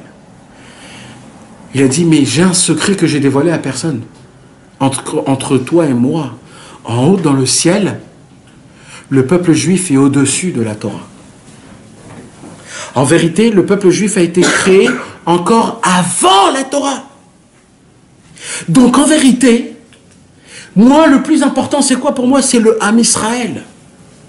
C'est pour cela qu'il y a deux sortes de Torah. Il y a la Torah que tu regardes d'en bas à en haut, et il y a la Torah que tu apprends de en haut à en bas. La Torah d'en bas à en haut, c'est tout mélangé, c'est plein de points. Il y a le bien, il y a le mal, il y a le milieu. Mais il y a la Torah d'en haut, c'est quoi la Torah d'en haut? Que la première chose que Dieu y voit, c'est d'abord le Ham Israël. Il lui a dit à Moshe Rabbeinu, sache une chose Moshe, tu vas sauver le peuple juif. Il y a une seule possibilité de sauver le peuple juif, si toi tu vas faire ce que moi je fais. Tu sais pourquoi moi j'aime le peuple juif? Parce qu'il dit, Hachem il dit à Moshe, il dit parce que moi j'ai jamais jugé du mauvais côté mes enfants. Jamais Hachem a jugé du mauvais côté ses enfants. Jamais. Il a dit, moi je ne vois pas le mal en eux. Et c'est grâce à ça que je les aime, c'est grâce à ça que je les garde avec moi. Si toi tu veux réussir dans ton comment on dit, dans ta mission, sois comme moi. Regarde-les que du bon côté. Et toi, fais-leur montrer à eux que de la façon de comment tu le regardes, c'est que du bon côté. C'est que comme ça. Et tout le secret du buisson ardent, c'est que ça. C'est que le mal ne peut pas atteindre. Vous savez combien de fois il y a écrit... Elle atteint, elle ne consomme pas. Elle ne consomme pas. La personne. Elle peut pas. La Neshama ne peut pas être consommée par le mal. Vous savez combien de fois il y a écrit Sné dans la Torah? Sné qui veut dire buisson. Combien de fois il y a écrit Sné? 5 fois. Combien de fois il y a écrit Yehi Or dans la parashat de Bereshit, et que la lumière soit? 5 fois. Combien de fois on dit dans la Hamida Ata Gibor Leolam Adonai Mechaye Metim Ata Rav Leoshia Mashiv Aruach Umorid Akeshem? Combien de fois on dit dans la bracha de Ata Gibor Mechaye Ametim? 5 fois. Il veut dire que le Mashiach c'est un Tunisien. Attends. Alors venez, on récapitule. Il n'y a pas beaucoup de choses, 5 fois mes amis. Venez, on récapitule. C'est quoi les 5? 5 Or, 5 Sné, et 5 Triatametim. Buisson, lumière et Buisson, lumière et résurrection. Parce que tout le secret du buisson, c'est quoi? C'est d'éclaircir aux Juifs que la résurrection même des morts, elle est possible. C'est quoi la résurrection des morts? Les fautes. C'est que les fautes, quand un homme il est comme mort, fauteur, et qui se sent, eh ben c'est possible que tu peux se réveiller de la mort. C'est pour ça qu'il y a écrit 5 fois Sné, c'est pour ça qu'il y a écrit 5 fois Yehior dans Parashat Bereshit, et c'est pour ça qu'il y a écrit 5 fois Triatamitim dans Atagibor Leolam Adonai. Parce que tout le travail de Moshe Rabbeinu, c'est de ramener un peu de lumière dans la mort, dans la vie mort que nous on vit. Comment on peut dire ça? dans le buisson. Dans la période peut dire quoi? Ouais. Non, ça veut dire comment on peut l'exprimer. La vie dans le... De ramener de la vie dans l'obscurité qu'on vit qui s'appelle la mort. C'est ça la vraie résurrection des morts. C'est quoi la résurrection des morts? C'est quand on se sent un peu naze. On voit que notre vie ne marche pas. T'es baissé de toi-même. Tu dis personne m'aime. J'arrive pas à gagner ma vie. J'arrive pas à faire ce qu'il faut. J'arrive pas à avancer. Alors regarde, qu'est-ce que t'es en train de faire? T'es en train de te creuser ton propre trou. Et vas-y, et vas-y, et vas-y. Et Moshe Rabbeinu, il vient et dit, oh, mais qu'est-ce qui t'arrive? Sors de ton trou, je vais t'amener la lumière, mon frère. Je vais te faire revivre de la mort. C'est pour ça qu'il y a 5 parties de Neshama. Nefesh, Ruach, Neshama, Chaya, Yechida. Ça veut dire de toutes les parties de ta Neshama, je vais t'élever. De toutes les parties, je vais t'élever le plus haut possible. Quand Moshe Rabbeinu, il a appris ça, Kevin, c'est ça qu'il lui a parlé au Sné. Quand il a compris, Moshe Rabbeinu, que tout dépend que d'une seule chose, c'est quoi? De faire réveiller au peuple juif leur point positif. C'est quoi leur point positif? Rappelez-vous de où vous êtes. Le mal ne peut pas vous atteindre. Le mal ne peut pas vous atteindre. Vous savez à quoi ça ressemble? Ça ressemble à un pistolet de billes. D'accord? Un pistolet de billes. Les BB guns, la woman qu'on achète. D'accord? L'enfant, il vient, il tire. D'accord? C'est quoi? Ça fait mal, le petit truc? C'est rien du tout. Non, c'est rien du tout, c'est un petit truc de billes. Alors, on va dire que ça fait pas mal, d'accord? Maintenant, moi, je crois... Ça touche. Mais c'est bon. D'accord? Maintenant, moi, je crois que c'est quoi? C'est un revolver, un Glock. Donc, toi, t'as peur parce que ça va te transpercer, ça va te tuer. Eh ben, nous, on croit qu'on est... on peut être touché. Mais ce qu'on ne sait pas, c'est que notre corps, il est tellement fort et tellement dur, notre Neshama est tellement puissante, que tout ce qu'on peut nous tirer, c'est comme un pistolet à billes. C'est-à-dire, ça te fait mal, mais c'est tout, pas plus. Tu comprends jusqu'à où ça va? Mais non, le problème, c'est qu'on a très peur, donc on se dit, ah ben j'ai fauté, ça y est, je suis foutu, j'en peux plus, ça y est. Ah, mais je suis déjà, j'ai reçu 150 balles, ça y est, je vais mourir. Rabbeinu, il dit, mais qu'est-ce qui t'arrive? Tu sais à quoi tu ressembles, mes amis? Vous ressemblez tous aux yeux de Dieu, vous ressemblez, tout l'âme Israël ressemble comme Adam Arishon avant la faute. Comme Adam Arishon avant la faute, vous ressemblez. C'est quoi la preuve? C'est que Moshe, c'est les Rachetevot, Ma'ashehaya. Ce que c'était au début. Tout le message de Moshe Rabbeinu, c'est quoi? C'est Ma'ashehaya, Ma'ashehaya. Tout ce que vous êtes vous, c'est quoi? Vous ressemblez tous comme Adam Arishon, comme c'était au tout début. Ma'ashehaya, à l'époque de Adam Arishon. On marchait pieds nus, frérot. Ouais, mais quand même, c'est pas ça, on n'est pas encore dans cette vie-là. Mais c'est ça, tout le conseil, tout le inyan, c'est ça. Tout le inyan, c'est de comprendre qu'on peut atteindre Hachem. On est proche de Dieu. On doit appliquer des choses. Si on a la possibilité de s'appliquer, il faut essayer, il faut avancer, il ne faut pas avoir peur. Il ne faut pas avoir peur de faire des grandes choses, d'un jour de se dire, allez, je vais au mikvé. De prendre un petit coup la clé de lire. Ou de faire un truc.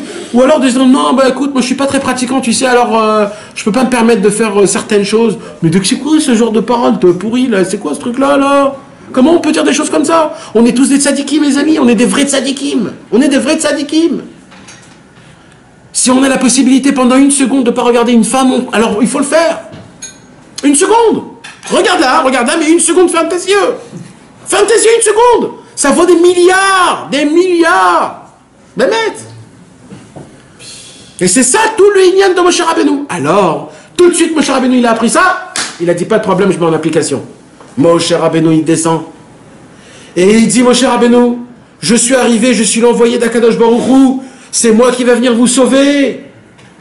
Et là, comme le peuple juif, ils ont reçu de Pharaon pendant 400 ans une picouse de je suis rachat, je suis rachat.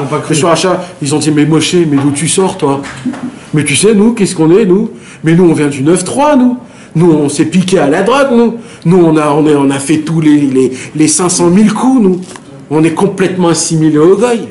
On n'a aucune notion de judaïsme. On n'a plus d'émouna, on n'a plus rien. Mais Moshe Rabbeinu, c'est un peuple de tzadikim qui va sauver le vrai sauveur. Mais qui tu es, toi? Et là, Moshe Rabbeinu, il a commencé à envoyer un vent de points positifs qu'il a envahi l'Égypte en entier. Il a envahi l'Égypte en entier.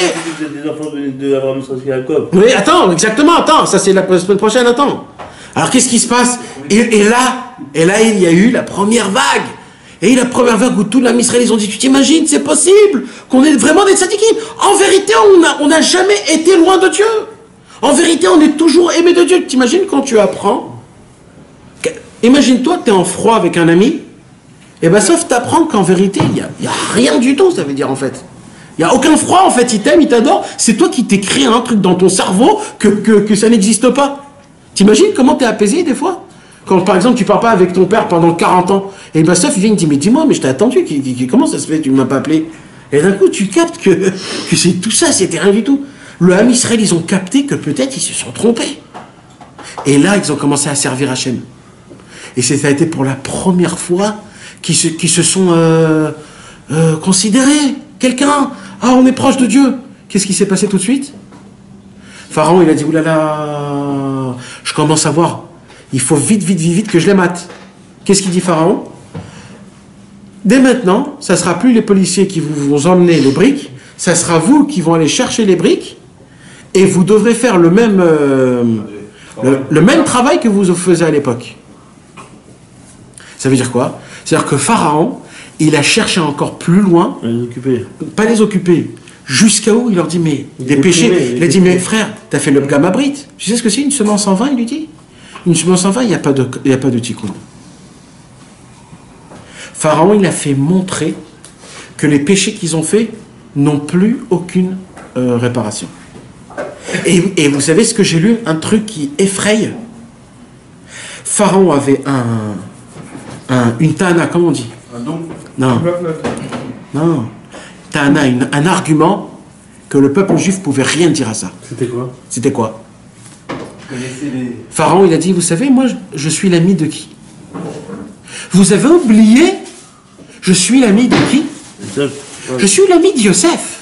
Yosef m'a raconté ce que vos parents l'ont fait. Vous l'avez vendu, le tzaddik. Vous l'avez tué, vous avez menti à Yaakov Avinu. C'était le même pharaon ou pas finalement? Il y a marqué lequel, mais toi tu penses quoi? Rabbi Nathan, il dit, les deux c'est la même chose. C'était les mêmes en fait. C'était le même. Il y avait qu'un? Ouais. En tout cas, il leur aurait été de ça. Mais Vadaï, il leur a dit, mais Yosef c'est mon ami, il m'a raconté Yosef ce que vous lui avez fait. Il n'y a pas de réparation pour ça. Ça c'était la deuxième fois. Quand il a sorti ça, ils étaient bleu, blanc, rouge. Ah, il les a tués. Bleu, blanc, rouge. Ah là, ils sont venus chez Moshe. Moshe il revient, il dit, qu'est-ce qui se passe les amis? Pourquoi vous n'êtes pas Bessimcha? Qu'est-ce qui vous arrive? Il leur dit, Moshe, mais dégage toi, dégage. Qu'est-ce qui se passe? Moshe leur dit, on a vendu, Moshe Yosef Hatzadik, on n'a plus de réparation, c'est foutu. Et là Moshe Rabbeinu il a dit, vous commencez à servir Hachem. Comment on sert Hachem? D'abord on monte, après on descend, après on remonte, après on descend, après on monte, après on descend. Hier, vous avez monté, vous avez vu Hachem, vous avez dit, on s'en fout du monde. Après, le Yitzhak, il a dit, oulala, on va redescendre, et là, vous avez chuté. Il dit, ne vous inquiétez pas, vous êtes dans le bon chemin. J'ai juste besoin d'une chose. Restez avec moi. Si vous allez rester avec moi, je vais vous découvrir un secret. Et là, il s'est passé un nouveau truc. Quoi? Ça sera dans la semaine prochaine. Dans la semaine prochaine, dans la paracha Vaïra, vous vous rappelez? Akadosh Baruch Hu se dévoile à Moshe, il lui dit à Moshe, j'ai un nouveau nom à te dévoiler. Tu sais comment je m'appelle? Je m'appelle Eheye. Ah ouais. Ah, Razak, il te rappelle Steve? Razak, il y a un an de ça. Ça s'appelle pas. Exactement, il y a un an de ça. Eheye. Ça, c'est un nouveau nom, ça veut dire quoi? Celui qui fait Azamra, il est Eheye. Quand tu enlèves le Aleph du Eheye, c'est Haya. Encore une fois, Haya. On redevient comme Adam Arishon, comme c'était à l'époque. Mais l'essentiel, c'est de mettre le Aleph avant le Eheye. C'est quoi le Aleph, mes amis? C'est le Yud en haut, le Yud en bas, le Vav au milieu. C'est ça le lien entre moi, Hachem, et le milieu. C'est quoi le milieu? C'est Azamra. C'est pour ça qu'Azamra, c'est un Aleph au début. Et le Zayin, c'est pareil, c'est une barre avec un Yud en haut. Et le Mem, c'est la collision. Et le He, c'est le Aleph qui est déformé. Tout Azamra, toute la combinaison de Azamra, c'est des Aleph qui sont déformés. C'est créer Azamra, c'est de créer la lettre Aleph en fait. Le He, ce sont les barres, le Mem, c'est la collusion en tout en même temps. Le Zayin, c'est la préparation du Yud avec le Vav. Et à la fin, quand tu arrives à tout ça, tu crées le Aleph. C'est quoi le Aleph? C'est moi, Hachem, comment? Grâce au Vav au milieu. C'est quoi le Vav au milieu? De faire le Inyan de Azamra, c'est quoi? De trouver le point positif. C'est ça le Moshe Rabbeinu. C'est ça, Mashiach. Tout le travail de Moshe, c'est de se convaincre que le mal ne peut pas nous atteindre. Vous voulez savoir c'est quoi la fin de l'histoire? Elle n'est pas bonne, la fin de l'histoire. La fin de l'histoire, c'est qu'il n'y a que 20% du peuple juif qui ont cru dans les points positifs. 80% du peuple juif n'ont pas cru. Et vous savez ce qui s'est passé à 80% du peuple? C'est nous. Ils ne sont pas restés, ils sont morts. C'est nous. Non, c'est pas nous, Joe.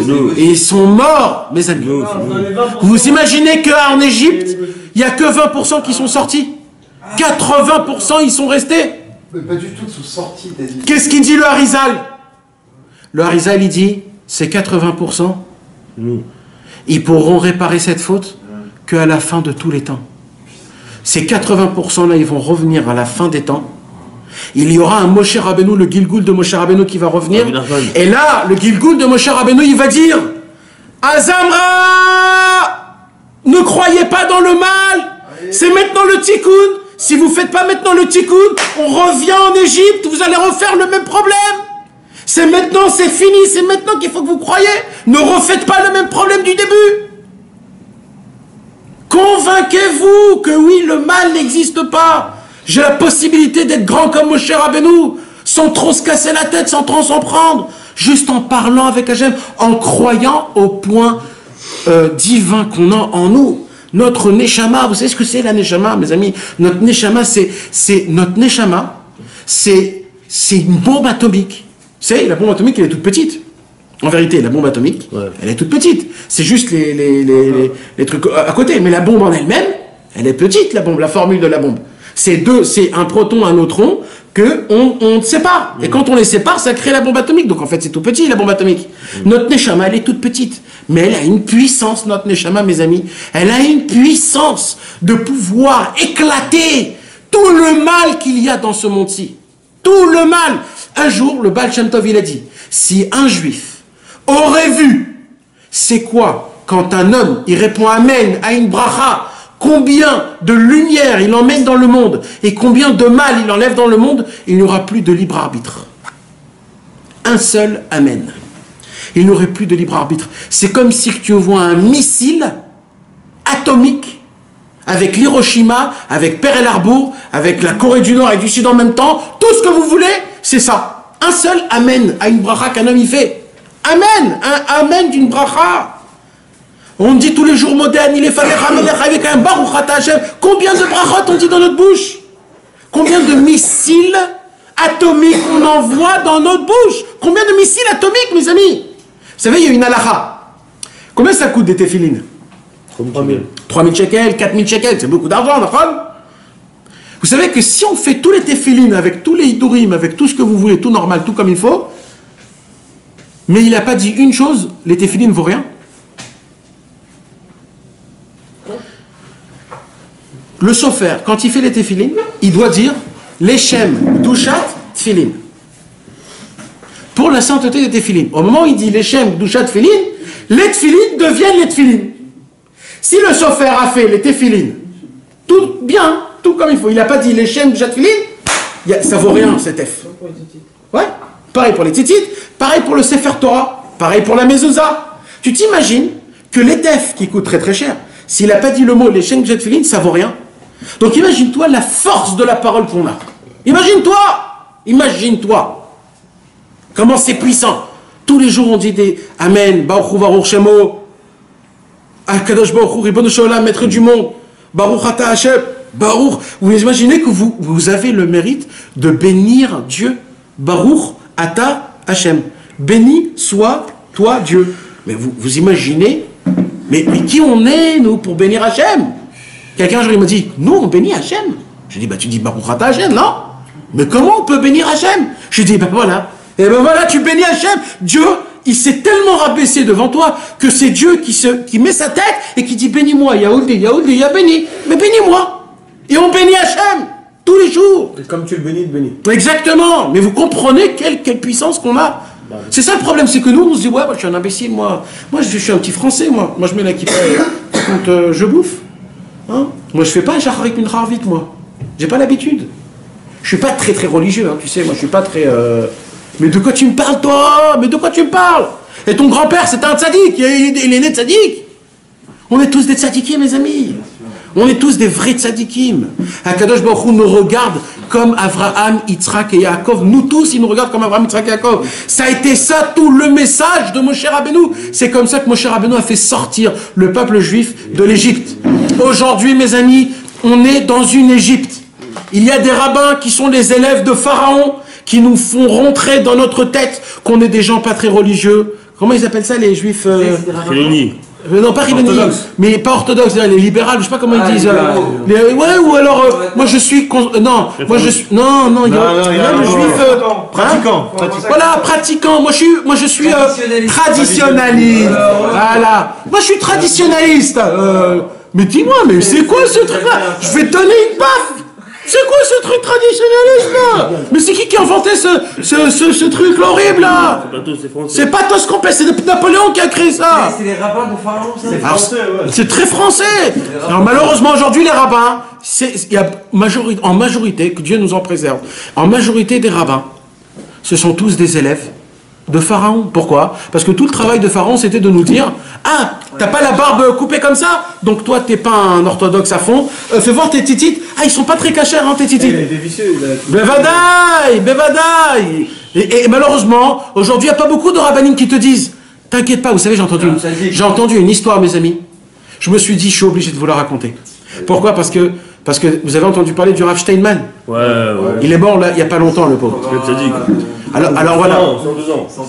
Alors j'ai une très belle histoire. Vous savez que tout le monde, il se préoccupe, il se donne la parole à expliquer c'était qui le Rav Steinman. Mais ce sont tous des imbéciles. J'ai entendu une histoire que si les Litaïm, ils entendent cette histoire, ils se mangent les lèvres tellement qu'ils ne peuvent pas supporter. Parce qu'ils se disent, ouais, le Rav Steinman, il était comme ça.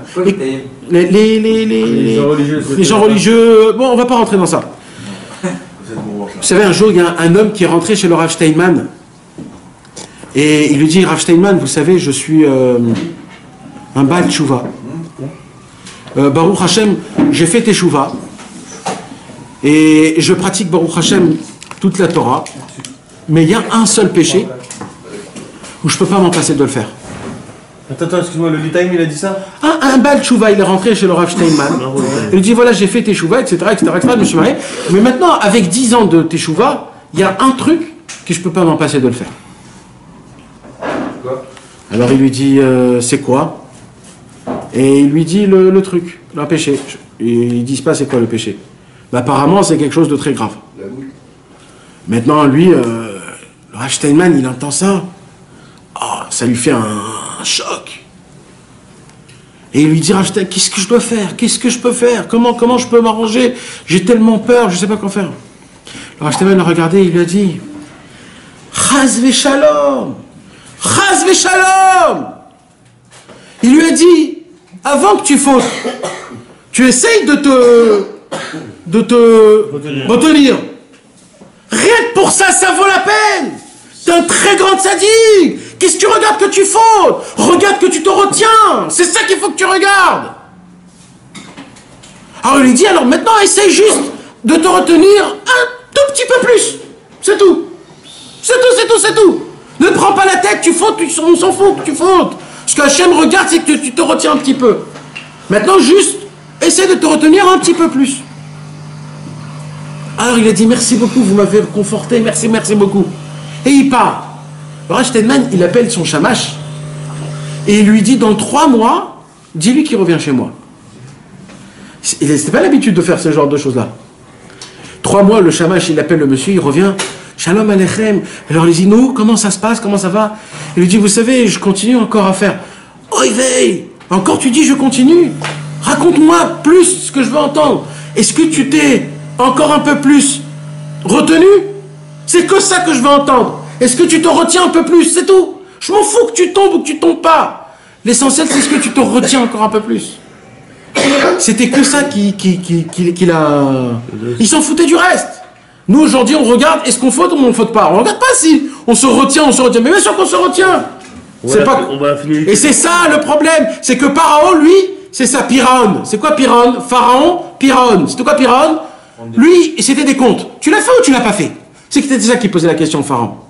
Tu as fait la faute ou tu l'as pas fait? Je m'en fous si tu t'es retenu, je m'en fous de ça. Tu t'es retenu, Je m'en fous. Tu lui as fait la faute, t'es un fauteur. Moshe Rabbeinu, il disait pas ça. Moshe Rabbeinu, il disait, tu t'es retenu? Ça me suffit, moi. Ça me suffit, moi. C'est ça mon travail à moi. C'est que ça. La volonté. Et c'est ça, mes amis. C'est ça le message de l'espoir de Moshe Rabbeinu. Mes amis, aujourd'hui, C'est ça le point positif. exactement. Et c'est que ça. Dans le péché. Exactement. C'est de pouvoir trouver que de base, j'ai une divinité qui est exceptionnelle, qui fera que jamais je suis complètement à la faute. Jamais je suis complètement à la faute. Un goy, oui. Un goy, quand il faute, C'est le feu qui ne consume pas. Il est juste autour. Il te chauffe, mais il ne te brûle pas. Il te chauffe, mais il ne te brûle pas. Non, On a vu ça. Il te chauffe. Même le Voilà, cœur, il y a t'es que des con- tzadikim, frère. Hein? Il y a que des tzadikim. Voilà. peut Et voir on est Hachem, comme ça, aux yeux d'Hachem. aux yeux d'Akadosh Baruch Hu. Et c'est ça le message que Moshe Rabbeinu il a fait pour faire sortir. Et Rabbi Nachman il dit, si vous n'allez pas m'écouter aujourd'hui, Vous écoutez le message. eh bien sachez mes amis qu'on va rester dans la galoute jusqu'à la fin de tous les temps. Parce que si vous comprenez pas ça, on ne pourra pas sortir de l'auberge. C'est maintenant ou maintenant. Il n'y a pas d'autre solution. Comprenez que Akadosh Baruch Hu nous regarde d'un bon œil, nous regarde que du bon œil parce qu'il ne voit aucun mal envers nous. Aucun défaut Akadosh Baruch Hu nous regarde. Et on doit le servir de cette telle manière, de cette telle façon. C'est ça le secret, tout le secret de l'étude que Hachem a appris à Moshe Rabbeinu pour sauver, ce qu'on a dit que dans le Midrash il n'y a pas écrit. C'est le buisson qui brûle mais qui ne consume pas. La faute qui te brûle mais qui ne te consume pas. Parce que le mal ne peut pas atteindre ta neshama. Rien au monde peut atteindre ta neshama. Et quand Akadosh Baruch Hu il te regarde que ta neshama. Donc servez Hachem comme ta neshama elle est. Croyez en vous. Ne croyez pas dans le mal que vous avez en vous. Parce que le mal qui est en vous, c'est extérieur, c'est pas intérieur. Il n'existe même pas. C'est Pharaon qui nous. C'est que ça, c'est Pharaon qui te le fait rentrer. Quand vous pensez à votre mal, c'est Pharaon qui parle. Quand vous pensez à votre bon, c'est Moshe Rabbeinu qui parle. Ah, c'est ça que je dis. Baruch Adonai Leolam. Amen.